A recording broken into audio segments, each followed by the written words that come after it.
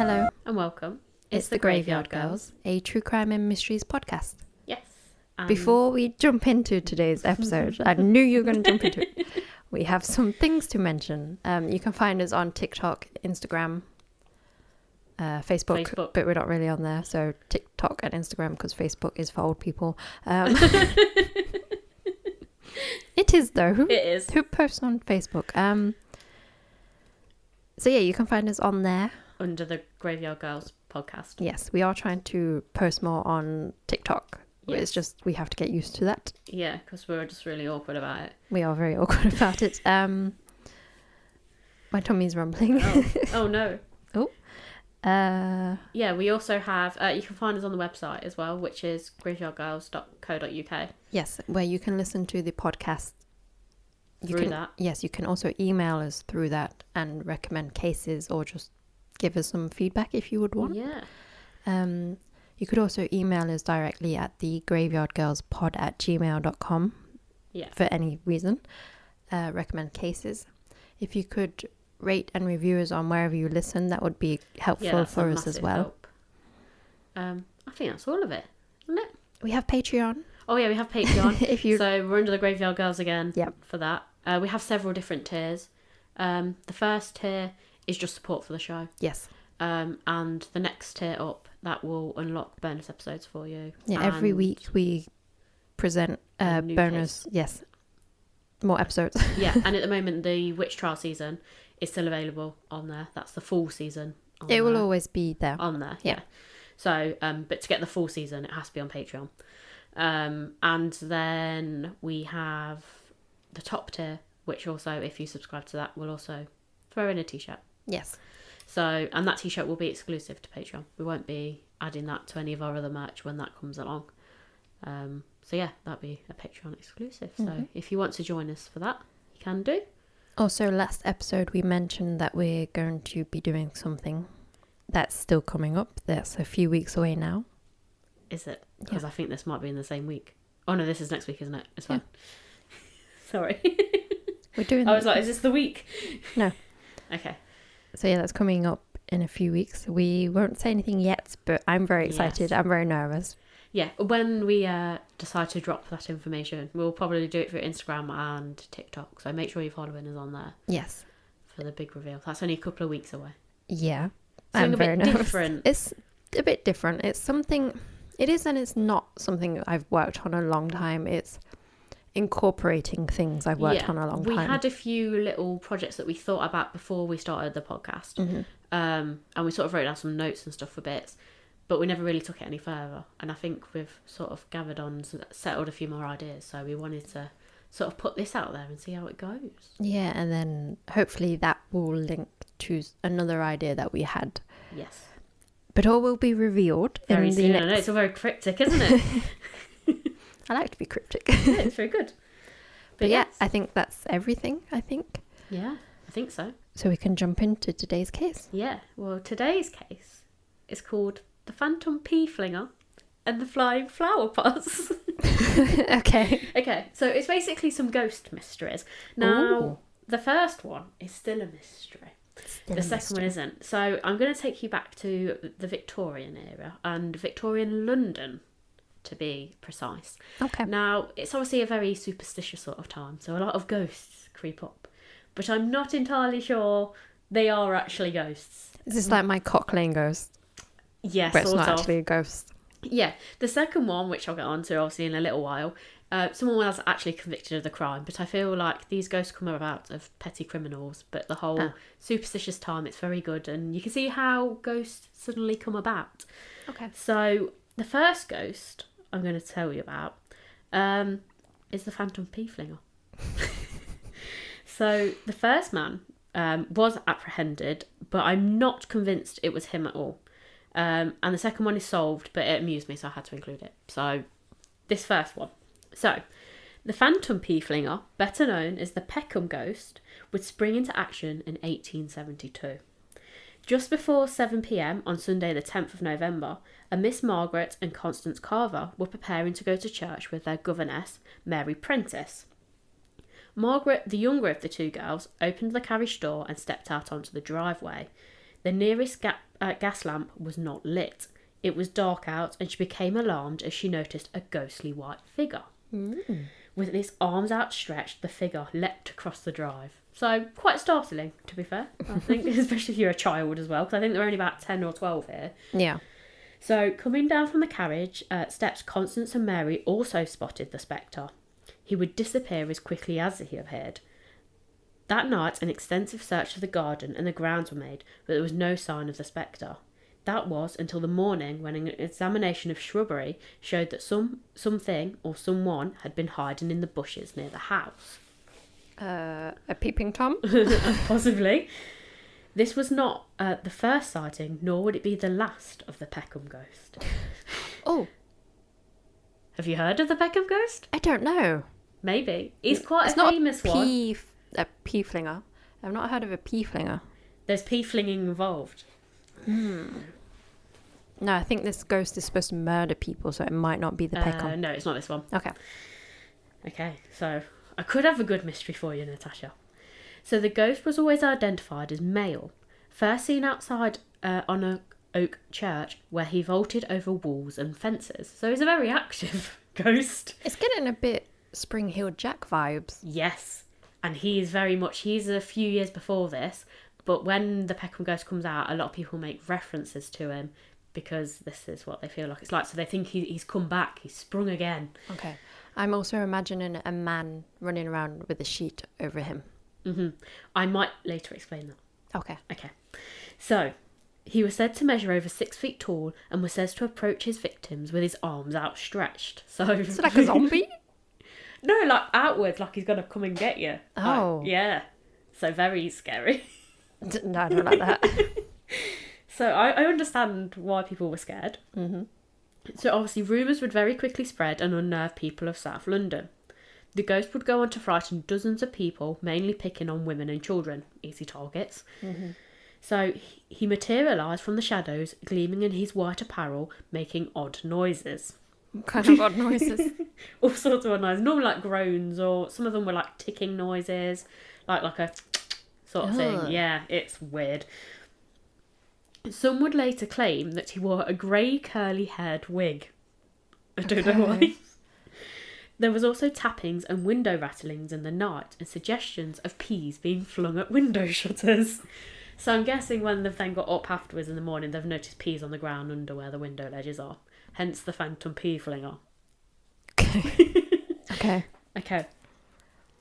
Some not convinced by the supernatural origins suggested that it was simply a man dressed in a heavy overcoat like an ulster, which was a type of coat which had a white lining. He would then open the coat, flashing its pale lining and quickly closing it again, slipping away in the dark of night. So he's a flasher, but not. instead of being naked, it's like a... So they're saying because of the sort of the darkness, he's in obviously a dark cloak, but because that's so bright... He's flinging peas rather than his penis. Okay. Yeah, but when he opens the coat out, it's like a bright white, and because everything else is so dark, it stands out. But that's also how he manages to vanish so quickly, because by him closing his arms again, he's like vanished into the night. It's just a weirdo. It's just a nutter. Yeah, basically. It's flashing. It's like he wants to commit. Oh no, he wants to flash, but he can't commit. Yeah, he doesn't want to go all the way. He's a bit scared. He's like, what can I get away with? No. So after several weeks of the hauntings, the residents were no longer amused, and so 38 police officers were put on the case. 38? 38. Oh my god. Just for a man running around in a sheet. Flinging peas. Right. However, they continued to fail to find the ghost. On Thursday the 28th of November, 12-year-old Matilda Ayres was sent out to dispose of some rubbish in a bin. And the way I kind of understand this is the bins are sort of towards the end of the road, so it's not like right at the back garden, so she's got to venture out a little bit. Oh, okay. And obviously being November, it's 8 p.m, it's dark at night, so it's dark out. Especially there'll be gas lamps? Not many, really. Maybe like at major junctions in the road, but the actual main streets, not really. It'll be pitch black, yeah. So she suddenly jumped when a dark presence loomed from out of the shadows and spread its arm. So I can imagine as the child... That would be absolutely fucking terrifying. Yeah. So, having experienced the scary noises and outstretched arms, Matilda ran back home to tell her parents. I completely understand that. Mm-hmm. But then this is where, and Although, as much as she's scared about this, she's not all that scared because she does go back out later to try and help identify the ghost. So she's not that terrified that she can't go back out again. Good. However, this is where things take a turn. The ghost's about to get a new wig. I wondered what he was going to say. It's going to get new wings. Okay. At about the same time, on the same evening, 12-year-old Arthur Ridgway was hurrying home with a bottle of beer for his father.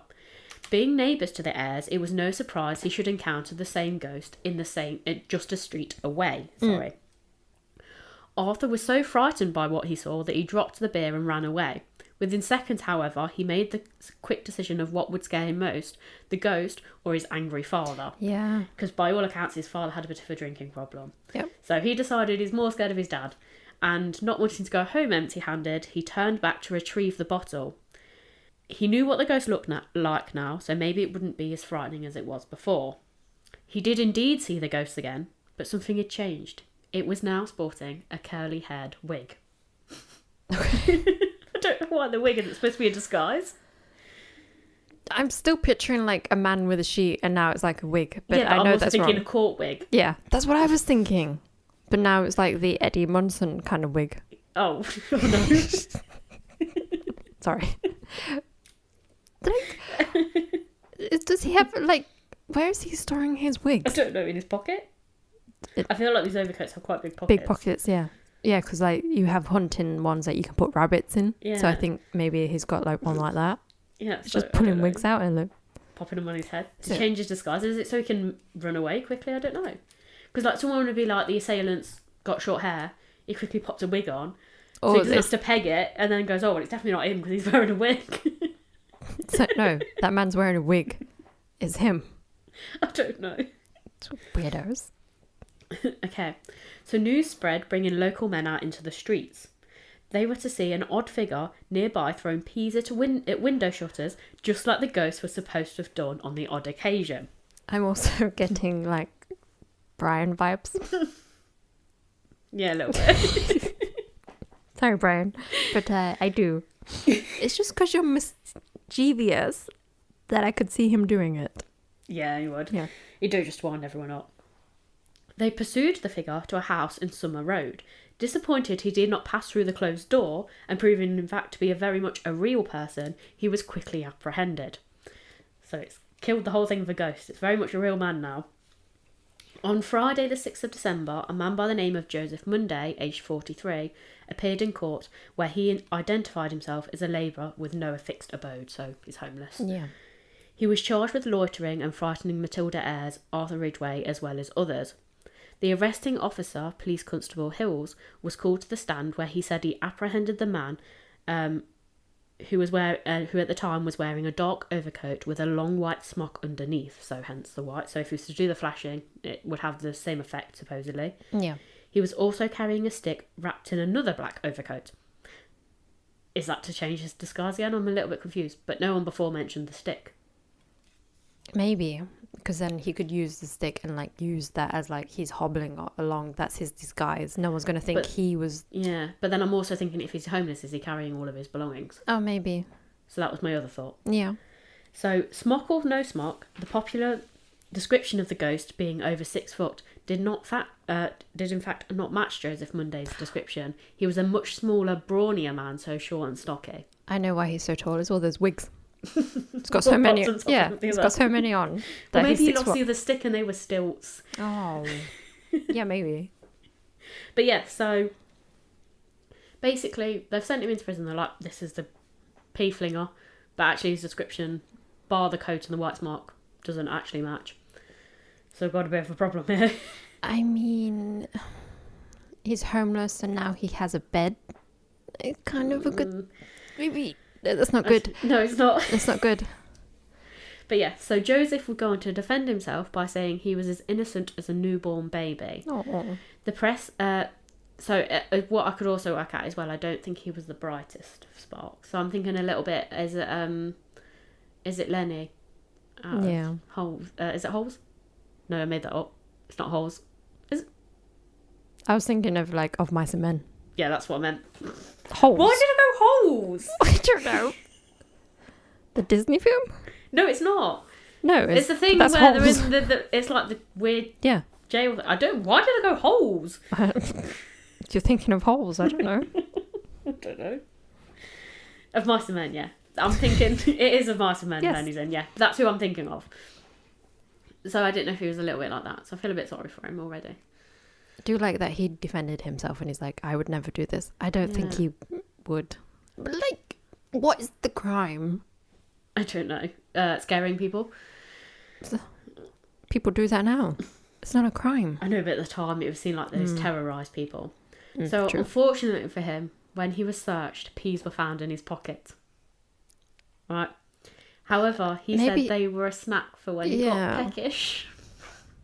I feel really sorry for him. He happens to have peas in his pocket. Yeah. Yeah. Is he like finding them underneath windows so he's collecting them? Or is there like a pea I don't know, maybe garden? that's just what he eats. Yeah. Or like go to the market, that's all he can afford. Just some peas. So he explained that he was called to Bath Place, which is the house where he was arrested, to visit a man called Mr. Hall, and that when Hall was not there to answer the door, he was set upon and arrested. So obviously they were expecting him, the group of men were expecting him to go through the door because he's a ghost. And obviously the reason he didn't was because he was waiting for Mr. Hall to answer the door. And also he's not a ghost. So I feel a bit sorry for Joseph at this point. Joseph was bailed for the sum of £10. However, with him having no money and being a homeless man, he was put into custody for 6 months. 6 months? Yeah. So he wasn't actually convicted of the crime. Yeah. Well, he sort of was convicted, but they had to keep him in jail anyway because he didn't have a home. So it appeared that that was the end of the Peckham ghost until a couple of weeks later when a man by the name of James Sanson, driving a cart outside Lancashire, which was far away from Peckham, was startled to see a tall white figure approaching his cart. The ghost was said to twist itself about and perform a number of antics, shrieking and gibbering, open its arms out. So at this point, it's a lot of the characteristics are very similar. However, the ghost has moved location, and we know it can't be Joseph because Joseph is stuck in custody. Mr. Sampson whipped his horses to go faster, but the ghost kept up with him for several minutes before it disappeared with a wild shriek. So what I'm wrestling is, there's obviously the mystery still unsolved. We don't know who the ghost is. So was the original Peckham ghost just picking new haunts, and that's why he chased this Mr. Sampson with his cart? Was it a ghost impersonator, like a copycat? Yeah. Was Joseph even the original ghost? I highly doubt it. Probably not. And if it wasn't Joseph, what became of the Peckham ghost? Why did he disappear? He died and became a real one. It's interesting that that the last one kept up with some horses. Yeah. And then at the end he's like... But to be fair, I think they're only running it like 4 miles an hour. Oh, okay. I can't do that. So it's not that fast. Okay. So yeah, I don't know. It's very strange. So what happened to him? Where did he go? Because that's why people believed it was Joseph, because he got put into custody, apart from that random one a few weeks later with the cart, which technically Lancashire is nowhere near Peckham. Did he get out of jail after 6 months? Yeah. Okay, good. He shouldn't have been in the first place. But yeah, very strange.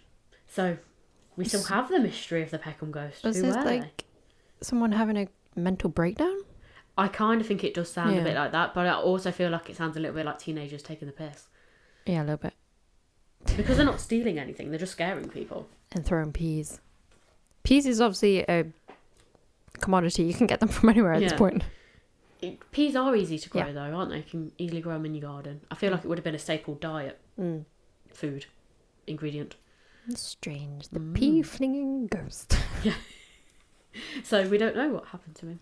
I am interested to find out though that even if it wasn't Joseph, which I don't believe it was, why did he suddenly stop? The true person went away to an asylum. Oh, okay. And then lobotomized. And then, yeah. But yeah. So, obviously, I was on a thread of Victorian ghosts. And there's quite a lot. I haven't included them all in here. So, I just picked this next one because this one amused me. Okay. So, and this one is solved. We do know. So, this one isn't a mystery. But I like it. So, I've included it. So, I'm going to take you... still in 1872, so obviously ghosts, and it's literally a month later. So, well, it's sort of the end of the same month into the following month. So it's all about at the same time. Also in South London. So I feel like there's a big thing of at the moment, everyone's very scared by the ghosts. It's a big thing. And I did think at first, could they have possibly been the same ghost? However, everyone at the time was very adamant that they were very different and they were very territorial over their ghosts. Okay. So they were adamant they were not the same ghosts. Like the postcode gangs. Yes. What the fuck? So it's obviously a bit of a problem. It's obviously the superstition at the time, which is why all these ghosts are cropping up. This is why that one has so many wigs. He's that one in that one. I must admit, this one is quite different from the other one. Okay. But it could have been. Maybe they just changed their ammo. I don't know. Maybe it's a gang of them. A gang of ghosts. Yeah. And they're all like, okay, which area you got? Oh, you got that one. Oh, I've got this one. Oh, no, like you got drug wars. You got ghost wars. Ghost wars. I was thinking they were doing it together. Oh, okay. Okay, well, I'm going to take you this time. It's not to Peckham. It's to a residence in Camberwell. Maria was a servant and her master was a man by the name of George Mills. Mm-hmm. He was a brewer and owned South London Brewery, so doing very well for himself. Mm. He was a family man living at 133 Camberwell Road with his wife Jane, 3 young children and 2 servants, one of them being Maria. Yeah. The story begins in late 1872 when 2 detectives attached to the Camberwell Constabulary, William Puttock and Thomas Neville, would arrive at the residence. Why can't I get my words out? It's like when you couldn't say Chicago. I know, it wasn't even a hard word. Okay. William Puttock and Thomas Neville, they would arrive at the residence to find Maria in a state of agitation with a bruise on her forehead. So, she's been attacked. They'd been ordered to investigate reports of nuisances in the neighbourhood of the Mills family house. So what was a nuisance and did it have anything to do with Maria's injuries? Did she just headbutt the wall? I don't know. Go find out, Natasha. Okay. Or I'm just thinking of that girl in The Conjuring where she just keeps headbutting the wardrobe. Oh, she's hurt herself. Yeah, just makes sense. And there's a ghost on the top. Oh, nice.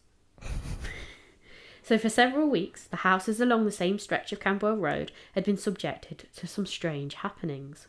Ooh. Flying flowerpots were making their way into residents' gardens without warning and for no obvious reasons. So they're like when people go to the garden? No, they're just appearing. Okay. Like flung over the fence. Okay. So someone could be hit with them. Mm-hmm. Is that how she got her bruise? Oh no, she got whacked in the face with a flower pot. This is why it amused me. She got like direct hit. Yeah. So trees had been damaged and missiles of every description had been lobbed at innocent individuals as they stepped outdoors. So I feel like it's a bit of a comedy thing of just people getting thucked on the head by different things. As soon as I read it, I was like, I like this. Right. As no perpetrator had been sighted at the time of these missiles, a rumour started that the attacks were the work of a supernatural being, and so the Camberwell ghost was born. I can understand where it's come from. Detectives had been called to the house by Mr. Mills after his servant Maria had been assaulted. As we know, Maria was very upset at the time they arrived, would I if I got smacked in the face with a plant pot. And in fact, she was described as being hysterical, blooded and bruised. Yeah. Upon further inspection of the house, the detectives also discovered that a vine had been torn down and a water pipe damaged. So it would seem the ghost has been very busy. So Maria had a lot to tell the police. She stated how the incident had first occurred on the 17th, which was the day before, and at some point in the evening a scream could be heard at the top of the house. Now it says the top of the house, but I believe it to be actually the end of the garden. So it came from the other servant, Martha Platt. After a scream, Martha would call the name of the Master George's son, William. She wanted to make sure he was safe because she'd noticed the kitchen window open, and she believed it'd been opened with force, so I'm guessing it indicated sort of like forced entry. And she was scared there was an intruder in the house. Maria went on to say that the whole matter got out of hand the following day. So I'm guessing they calmed it down, or they realised William was fine, they couldn't see the intruder, so they were like, everything's fine. It's the next day. It would be Maria was in the wash house doing the laundry, which was normal for her, when suddenly a man lunged at her, wielding a broom. And he'd been hiding in the shadows. Okay. She said he made a vicious assault on her by hitting her on the head with a broom. Okay. As she dashed back to the house, he hurled a flower pot at her. Okay. I'm proper imagining a full-on comedy sketch here. So yeah, he's hit her over the head with a broom, and now he's flinging flower pots at her. Then she runs back to the house. Okay. Frightened and injured, she would shut herself in the house until the detectives arrived. The detectives and Mr. Mills were quick to search the gardens for an intruder, leaving Maria shaken and alone in the house. They drew a blank, but the search was not without incident. Every now and then they heard a crashing sound and a breaking of flower pots, and then a stray flower pot would fly past. So the ghost is still there. He's teasing them. It would appear the Camberwell ghost was not done. Police quickly decided that the ghost and the intruder were in fact the same person. Oh, who could have... Good detective work. Good detective work. Mr. Mills and the detective returned to the house after unsuccessfully finding the ghost. As they entered the house, they heard Maria scream again, pointing to the door leading to the back of the garden. Oh my God, what is this man? Leave her alone. No one could be seen, and they tried to reassure Maria, but this was all too much for her. She begged to leave the house. She'd had enough, and the permission was granted, and so she ran upstairs to collect her belongings. You know what? It's like, it is a comedy sketch. She's looking at the door when they're not looking. So he's appearing. And then when they turn around to look, they're like, there's no one there. And she's like, he's right there. So she's all upset. Yeah. So she's gone to collect her belongings. As she was packing, it was brought to the attention of the officers that there'd been a theft. So Martha goes as a theft, which is the other servant. Mm-hmm. And that would be of William, so the younger boy's, pocket watch and chain. The detectives soon became suspicious and wasted no time in blaming Maria. Yeah. They ordered the search of her room. Of course. This is where things take a turn. They found the missing watch and chain in Maria's belongings. She was brought before Lambeth Police Court, where the evidence was brought to light thanks to the servant girl, Martha. According to Martha, Maria was the mastermind behind the plot. She is the Camberwell ghost. Okay, interesting. And I'm going to explain. I'm about to explain how. Oh, she put ketchup on her head. Nope. Okay. Maria had planned the disturbances in the street in the running weeks up to that day in order to create the Camberwell ghost. The ghostly intruder would then be blamed for the theft. Maria had broken the window on the 17th and ordered Martha to scream a theatrical alarm. So to sort of set the scene for George the day before, that someone tried to break in the house once. Then, to ensure that her master really believed in the ghost, the next day, Maria hit herself in the head with the broom in the wash house and cut herself with a broken flower pot. Maria was found guilty of larceny, and she was sentenced to 12 months hard labour and was taken to the Surrey House of Corrections in Wandsworth. The ghost was never heard of again, and that is because it was proven it was Maria. Why would you whack yourself in the head with a broom and then cut yourself? Because she's got to set the scene. Effort. It is. But I like the idea as well. Throughout the whole week, she's just been flinging flower pots, so people have been waiting for people. just lobbing shit at their head. I'm kind of suspecting the other one. I know, I was a bit suspicious of Martha. Because she's like, oh, she told me to scream. Yeah. Well, why didn't you steal the pocket watch? Why didn't you whack? Know. Why would she whack herself in the head with a broom? Why wouldn't you attack her with a broom? Who's like... Because one's in the house and one's in the washroom at the time. So I think at the time when the attack happens, Martha's in the house with the master and the son William. So they're all together. So he knows. Is that confirmed? Yeah. Okay. So whereas Martha's at the wash house, it's only the day before when Martha does the theatrical scream. She's obviously upstairs, the master's downstairs. But that would be a good time. But she's still saying that Maria took the pocket watch. So I'm guessing she wanted that for money because her wages weren't good enough. Well. But yeah, it was Maria was the mastermind behind the ghost. And interestingly, after she got arrested, the ghost disappeared. Wow, Martha could have stopped. Why would you whack your head? I don't know. I just really liked the story at the beginning of the flying flower pots and like it just being missiles of people. Like it'd be a potato one day or something. That would probably hurt. It would. Interesting. But like how she was clever enough to set it up. Yeah. But that's like a master criminal. Yeah. It's like she's done it for a few weeks leading up to it. Like I've really got to set the scene here so I can get away with the theft. That's why I think it's the other one. Because like Martha, the little girl? Yeah. Maybe. Because like, why? She's kind of in on it if she did the scream. Yeah. She so was she's ordered saying to. Maria made her do it. Yeah. And Maria's obviously the older one. Because then Maria would be able to go and pawn the watch, wouldn't she? Yeah. The little girl wouldn't be able to necessarily. Okay.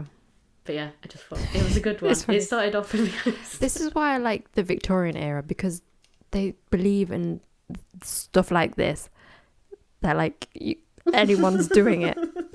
And like, yeah, I was attacked with a broom. I just like the theatricals of it all. But yeah, there was quite a few ghosts. So I might at some point cover some of the other ghosts, but these were my favourite. I liked the Phantom Pea Flinger. The Phantom Pea Flinger. And then the Flowerpot one just amused me because I'm almost imagining a bit of like a Laurel and Hardy sort of thing. Yeah. I think maybe we should start doing a ghost thing. What, flinging stuff at people? Maybe not that, but like... I was going to say I've got a few people I don't mind taking out. Go find them. No, but I'm thinking like, do like little things every now and so everyone's like, what's that? But could we get away with it? It's like CCTV now. Wear a sheet. And walk with your arms out. Why would they be I guess to like get you, but I was thinking like zombie. Well, I'm also thinking outstretched. If it was the flasher, it's going to be outstretched because he's flashed himself at you, but not flashed himself, just flashed to like. So instead of the Phantom Pea Flinger, it's the Phantom Pea Flasher. It's just got a sack of peas. Yeah. Ew. I know, just it'd have a pocket full, wouldn't it? And then be like, yeah, like little pellets. So to be fair though, if it was like on a winter's day, they would be quite hard. If you had a pea to your eye or something, like, or your middle of your forehead, it would quite hurt, I think. Or they've been left out a little bit and they've kind of gone that stale. Yeah. You don't even need to freeze them; they just flick them. That's what I'm saying. It's winter time as well, so if like a frosty morning, and it might have frosted over a little bit. Imagine get a pellet, like a pea pellet, just on your head. What would you do if you were a phantom? What if I was a Phantom Pea Flinger? Well, if you were, would you pea fling, or would you do something else? I like the flower pot thing. I think I just like the random things, just lobbing shit at people. Yeah, it's more violent. It's more you. But I'd probably like hide in a tree or something. And I'll pass the stuff up to you. Like a little police stuff. Or we could work as a double act. Are we in the trees like flinging stuff? And then when she's not doing it and it's like caught people's attention, they turn around, you've got a sheet over you and you come out, you're like, woo! Like people just think about that thing. Okay, yeah, I'd do that. I'll wear a sheet. Yeah, so it's like a double act. Yeah, see. I don't think we could get away with it as well now as we could then. The Victorian era was just too good. I think because it's quite smoggy as well, so like things aren't easy to see. Yeah. So it's easy to pull off. You've got that mindset in mind, like there's a ghost around every corner. Yeah. It's easier. And because at the time there were so many about, because I looked at this, there was a good like 10 or 11 at the time that were all in across the whole of London. But it seemed to, there was ones in other areas like Birmingham and stuff, but it mainly seemed to be London that these ghosts were cropping up. So I do think, like I said, the big smog and the dark sort of, because all the streets were in dark, they've got lots of houses, it's quite enclosed. So like there's not going to be any sunlight really. It's going to be dark as well. Yeah, it's dark. Yeah. Dingy, especially winter smoggy. time. So you just see like a person like sort of like lurk by. Especially you can't if you fully identify them. No, especially if they've all got like those cloak type coats. Yeah. And they're like... Which are dark anyway. So they just sort of like slither past you. But yeah, these amuse me because we've had some quite serious cases in the last few weeks. So I wanted something a bit more lighthearted. So yeah, the first one is still a mystery because we don't know who he was. No. Or she. But the second one was very much solved. It turned out to be Naughty Maria, the servant. I'm still... Are you a bit sceptical? Yeah. I think it wasn't. I feel like it's something that she did do and she masterminded. I thought she thought it was like the perfect plan. I mean, yeah, it'd be a good way for her to pawn the stuff. Because I feel like they're quite... He obviously owns a brewery company, so he's got a lot of money. So the watch and the chain would have been worth a lot. So that probably would have been like over a year's worth of wages. So even if she just stole that alone, she could get a decent amount of money. True. But she was like, I've really got... She's not like one of the stupid criminals that just goes in normal and like does it in front of everyone. She's like, no, I've got to create a whole thing around this. Yeah. Yeah, no, it's good. And like her storming out and then they'd be like, there's been a theft. Yeah. And it's all theatrical with the screams. And then like I said, she's also sort of done it like by the ghost, she sort of looked at the time that everyone's scared of these ghosts that keep cropping up. So like she's timed it perfectly. She's smart. Because the other one was like the beginning of November, and this one's the end of November. So it's about at the same time. Mm. So there's nothing to say that she's not sort of fed into the thing. You know what it's like a mass hysteria. Yeah, people did, and then that's why you've got all those stories come out from Victorian London. Yeah, and like I said, it's more than likely petty criminals. Yes. Just some creative ones. That's what we need now. We need more creativity. No, they're a bit boring now. Yeah. No more flying flower pots. But can you imagine, in this day and age, you get convicted for that? You're like, it was a plan. I was a ghost. Whacked myself in the head with a broom. You know. It was just the whole thing when she was like, she got attacked by a broom. Yeah. And then he was flinging flower pots at her. I think because it's so absurd. And then you're like, okay. You know what?